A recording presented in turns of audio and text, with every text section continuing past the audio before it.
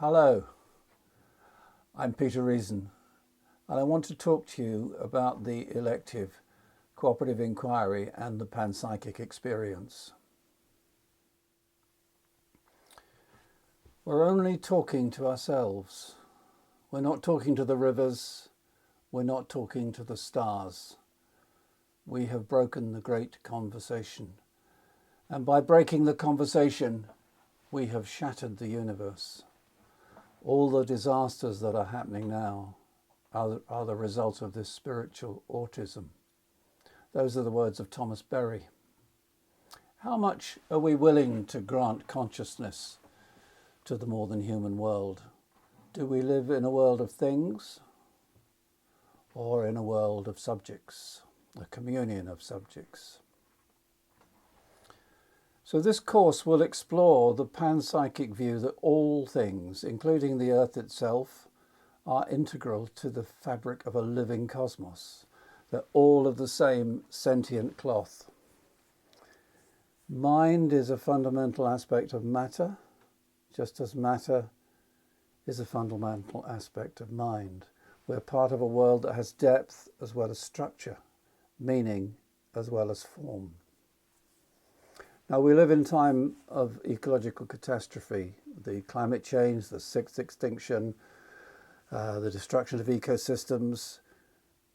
And in this time, some of us are called to activism on the streets, some to developing new economic models, some to technological change, some to political change, and all these are necessary.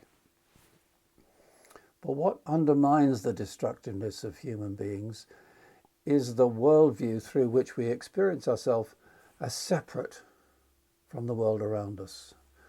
We may allow the higher mammals some sentience, but beyond that we see a world of natural objects composed of inert matter, operating according to causal laws with no subjectivity or intelligence, no intrinsic purpose or meaning. Humans and humans alone possessed mind and subjectivity.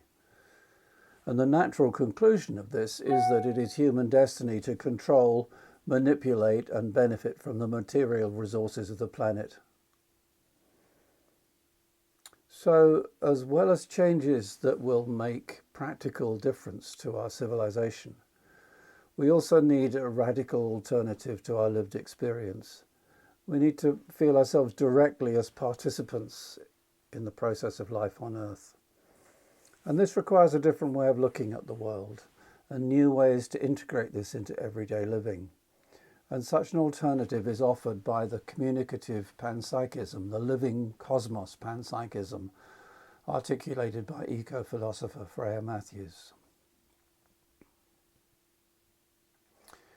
From a panpsychic perspective, the cosmos is one, a coherent field of mind matter. And in its evolution, this one differentiates into many self-realizing and self-reflexive beings. These beings, in a community of subjects, also reach out to each other in mutual contact and communication. They co-create a poetic ecology, the fundamental erotics of being touched by the world and touching it in return. For example, it's now widely accepted that trees in a forest are not just individuals, but a continual communication with each other and with the fungi that interpenetrate their roots. In some ways, they're one being. In this relational ecology, a communicative order, an order of meaning, unfolds alongside the causal material order.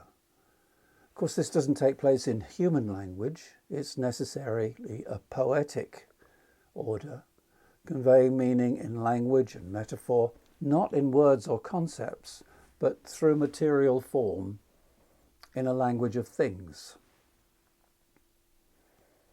Now, modern humans have alienated themselves from this poetic order through this materialist worldview. If we conceive of the world as brute object, it will only reveal itself as such. But if we invoke beings in a living cosmos, then we may experience a meaningful response if we're open to it. This course will take the form of a cooperative inquiry into a living cosmos. We will inquire together into questions such as, if we intentionally evoke a world of living beings, may we receive a response? What is the form of that response? And more generally, how do we live authentically in a panpsychic world? In a cooperative inquiry, participants work together as both co-subjects and co-researchers within the context of the graduate course. All are engaged in the design and management of the inquiry. All get into the experience that is the focus of the inquiry. All are involved in making sense and drawing conclusions. So participants work together in cycles of action and reflection, drawing on an extended epistemology of experiential, presentational, propositional, and practical ways of knowing. So this is all about bringing an attitude of inquiry to our experience. We need to believe enough in the issues we're researching to be open-minded, but also sufficiently reflexive and critical that we don't deceive ourselves. Finding that balance is maybe the essence of the inquiry process. So this course, this elective, is an opportunity to learn about cooperative inquiry as one form of action research, the basic principles, the extended epistemology, the processes of collaboration, the different forms of cycling, quality criteria, and so on and so forth, and to experience that process in depth. We will start with readings and discussion of the perspective of communicative panpsychism and the practices of cooperative inquiry, and then further readings will be threaded throughout the course. This initial theoretical phase will be followed by 4 cycles of action and reflection. In each action phase, participants will explore their relationship with a being in the living world in their own locale, invoking the living presence and attending to any response, if any. Our invocation can be through loving presence and attunement, through song, prayer, pilgrimage, ceremony, festival, through the language of myth and archetype, for some through the language of traditional religion. And following this, in a reflection phase, participants will share their experience, seek to make sense together, and design the next cycle of engagement. And what kind of response can we expect from the living world? Well, we can be sure it won't be in human language. We can sure it won't be conceptual. Freya Matthews and biologist Andreas Weber both point to the erotic and poetic qualities of communication, and this is something else we need to explore. Our lives harbour possibilities of poetic manifestation far larger than those defined by the materialist terms of modern societies. The practice of invocation allows us to address the world directly in the hope that it may respond with gestures that demonstrate intimate attunement.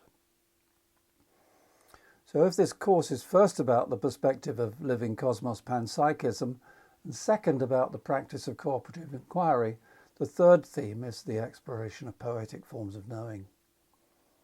The course requirements include regular attendance and collaboration in the inquiry process, documentation of your experience in writing and artful forms, and sharing these with other participants. So the course is intended to be engaging and challenging, both in process and content. Whether we're inclined to believe the tenets of panpsychism or are sceptical, the process of inquiry together may well challenge deeply held assumptions and draw emotional responses. And conducting a cooperative inquiry online will not be straightforward. You're invited to come to this experience with an open mind, with willingness to engage your own experience and to collaborate deeply with your fellow students and faculty. Thank you very much.